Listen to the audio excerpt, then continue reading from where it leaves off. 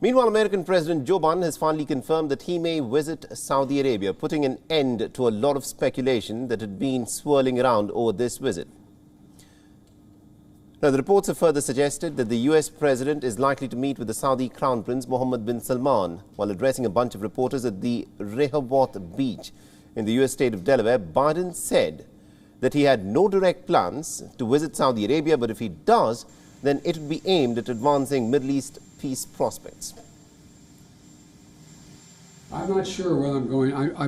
I have no direct plans at the moment, but let me tell you that I have been engaged in trying to work with how we can bring more stability and peace in the Middle East.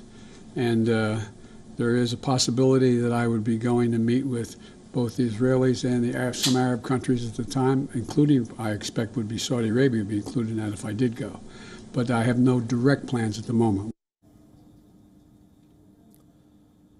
The reports also suggest that Biden is planning a trip to Saudi Arabia in conjunction with a trip to Europe and also to the state of Israel sometime in the later part of June, which could of course be seen as a stark reversal of his policy that he'd been touting so far.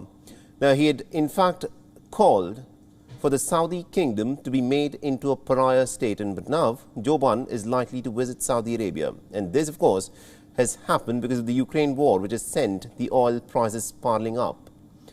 Now, Biden's remarks have come after the U.S. intelligence alleged that the Crown Prince's role in the killing and the dismembering of a political opponent and Washington Post journalist Jamal Khashoggi in Istanbul back in 2018. Now, Khashoggi's murder at the Saudi consulate in Istanbul had tainted the Crown Prince's image as a reformist. However, the Saudi government has refuted the claims. Biden is also likely to participate in a Riyadh summit of the Gulf Cooperation Council, which is a regional union whose members are Bahrain, Kuwait, Oman, Qatar, Saudi Arabia and the United Arab Emirates. Now, justifying his likely visit, Biden has said that he will not change his views on human rights, but will try to bring peace in the region. This is what he's saying, that he wants to bring peace in the region, but the real reason could of course be the spiraling oil prices. I'm not going to change my view on human rights, but as President of the United States, my job is to bring peace if I can. Peace if I can. And that's what I'm going to try to do. Now, Biden's visit is likely to be aimed at bolstering the relationship. It can be attributed to concerns addressed by Saudi Arabia. Firstly, the country has agreed to a production hike in oil that could help tame the rocketing U.S. inflation. And secondly, it's also helped in extending a truce in war-battered Yemen.